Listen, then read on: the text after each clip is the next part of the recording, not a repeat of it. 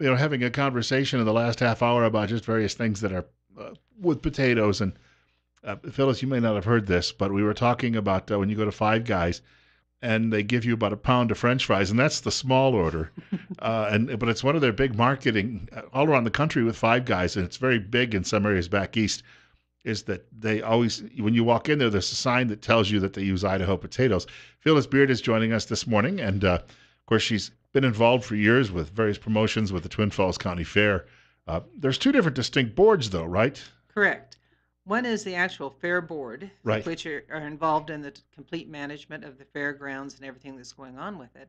And then I'm with the Twin Falls County Fair Foundation, and that is our fundraising arm of the fair. That helps put new buildings up and repair old buildings. Yeah, and a lot of fun things. I don't know if you've noticed the shuttles at the fair, the golf cart shuttles that take people around. We provide them. We provide the driving. We've rewired the beef barn. We've done all sorts of things that ordinarily that there's no money for because the fair is a self-supporting thing. So we don't get county money per se. We have to provide all that ourselves. Anything potato. Now, this is not the first time you've done this. This No. has been around a while. This is our 5th year. And what we do with this is it's a lot of fun. We have cooks come in and they prepare various dishes in various categories using using their base ingredient as potatoes. We also have a potato bar in case anybody doesn't get adequate potatoes. We have that too. And we have door prizes, we have raffle prizes, we have all sorts of things going on there for people to do. And it's a real good family event. But the money raised from this goes to all of these other projects and things that we've talked about previously. There are so many things. I think of just a handful of foods: eggs, tomatoes, and potatoes that can be used almost universally in any recipe you're making. Mm-hmm. And so people generally think of potatoes when they're on the run, maybe as French fries Mm-hmm. or mashed potatoes or boiled potatoes. But my gosh, we're talking that's just scratching. It's the tip of the iceberg. We have desserts, we have appetizers, we have main dishes. How many of your soups have potatoes in them as the base? We have quite a few soups for people competing. And some of the 4-H clubs come up with some of the best desserts you've ever eaten with potatoes. And if you go back to the Irish issue, the only thing that kept them alive, if you have potatoes and milk, you have a balanced diet. Yeah, yeah. And I read one time where even with potato being the staple of their diet, they were healthier before the famine. They were healthier than their British neighbors, who didn't have anywhere near as many potatoes to eat in their gardens, which I thought was quite fascinating. For people coming, it's Saturday, right? Saturday, yes. It's from 5:30 to 8 p.m. It's $10 per adult or $20 per family. And the family consists of everybody living in that house. So if you've got your second cousin from back east, he doesn't count. Right. But there's no limit on the number coming in on that. So a family of 6. A family of 6 is $20. A family of 8 is $20. Now, for people who come by, is there any extra charge for what they're sampling? No. No. So they can just move from table to table. Table to table. And when you come in and you pay your money to come in, you get voting tickets so that you can vote. The people that come in and pay are the ones who select the winners in these competitions. And the winners get some really nice prizes. So it's a fun deal. There's a story this morning in the Times News that says the potato crop is down slightly, and it may have been the smoke in the sky. But last year was the record year, so we could be down, but maybe still have a big year. We don't really know that yet. Correct. But we tend to forget how big a part of it, Washington State and maybe upstate New York are known for apples, and maybe Wisconsin to some degree, and Vermont and Wisconsin known for cheeses, but it's right on our license plates. And I think sometimes people overlook just how many potatoes are coming out of the ground here. That's correct. And not just what you think of as russets. There's russets, there's the reds, there's the fingerlings, there's chipping potatoes. There's a lot of different varieties that are raised here. People think about the big baker russets mostly. Well, yeah, when you mentioned the reds, for instance, if I'm making a stew, they have that consistency that'll hold up a little bit better. Mm-hmm. So you can put them in a stew and they can remain firm, but they're still easy to eat, easy to cut through, and they have an entirely different flavor. Where the russet, is the good French fry potato, Mm-hmm. among other things. But the varieties themselves have such a wide different. Oh, yeah. And I would imagine if you're looking at it, you could be talking around the world hundreds. Can you grab your headset? I've got a caller here, I believe, looking to join us. Caller, you're up next. You're on the air with Phyllis Beard. Yes, I just want to give a testimony. I went to that deal 2 years ago, and it was great. I'm going to go this year. And potatoes. I love potatoes. There was a guy in Australia who just went for over a year on all potato diet to lose weight. Penn Jillette of Penn and Teller went on an all potato diet and lost like 100 pounds in 90 days. And they are the perfect food. They've got all the nutrients you need, including protein, and they get a bad rap because of the glycemic index. But people can even help their diabetes by increasing potatoes, but keep a lot of the butter and sour cream off of that.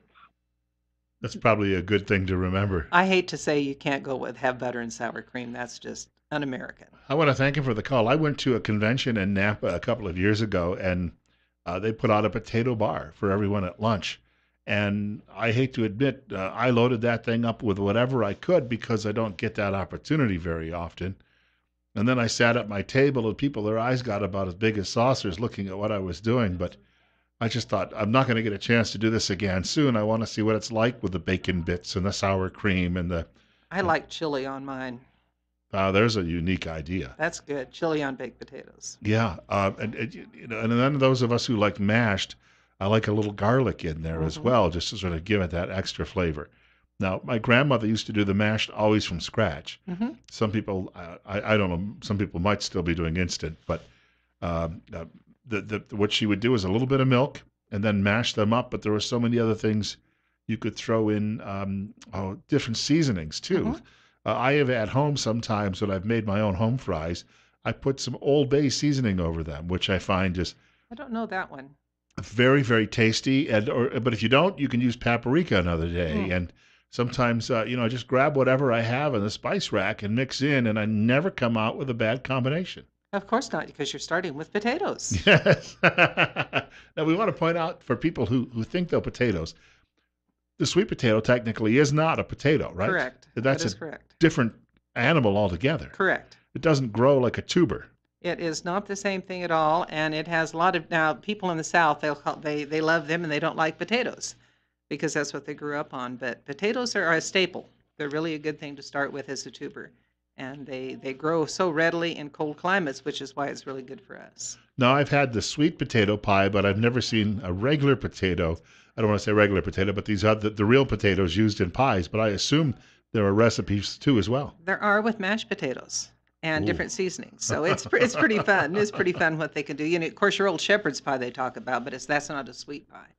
Right, and that's just the mashed potatoes over the top Over of the top, yes. Basically, almost like a spaghetti sauce. They use it almost like a crust because Right. it bakes and gets quite thick across the top. I had some in an Irish pub in Washington, D.C., the first shepherd's pie I ever ate 20-some years ago, and I'd never had it before. Honestly, with Irish ancestry, I would have thought I would, but it was the first time I ever had it. And I was sold, and I went back to the same place to eat a few times over the years and always ordered the same thing. And a friend of mine had gotten me hooked on it because I went to visit him when he lived in Washington and worked at NBC. The people this weekend are doing all of these various recipes. One that I've noticed lately that has become more popular too, potatoes on pizza. Have you seen that? Yes, I have. What's your take on that? I kind of think it detracts from both of them. I like pizza and I like potatoes, but I don't like them in combination. But I was thinking if you put a little cheese over the potatoes. If you put a little cheese over, anything's fine. Yeah, and that's another combination that people, we think mainly potatoes and ketchup or fry sauce, but cheese and then the people who like the gravy over them too. No, that's one of the reasons why we went with this type of a fundraiser with the Anything Potato. There's such a variety of things you can do with it. It's a local product, and it is a good product for everybody to be involved in. And it's since we're an agricultural-based community and we're an ag-based thing at the fair, this was one of the best ways we could think of to promote the potato, promote our foundation, and promote the fair. Now, you mentioned earlier the fair is self-sustaining.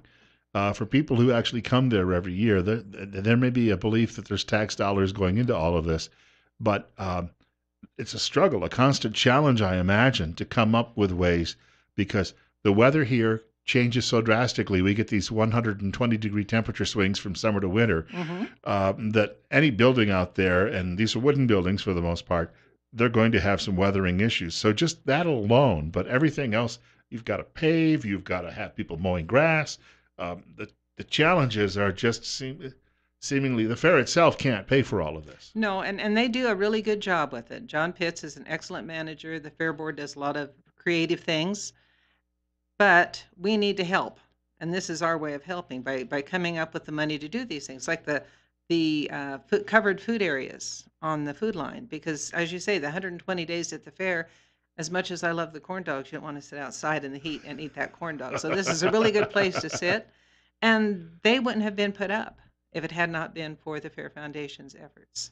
So it's really important that way. The growth of this particular event then, and you really need more of these, I would think, to continue that growth of the fair. And that's the other part of it, because as the county continues to grow by leaps and bounds, that means more people coming to the fair. That means more stress on parking. That's going to mean, and just people walking along paths, going to break those paths down. So you're going to see attendance start to grow and mushroom every year. Not to, belittle potatoes by saying mushroom, but combination. Yeah, they're both pretty good, actually. You can use the two in a couple of dishes, maybe a couple of dozen.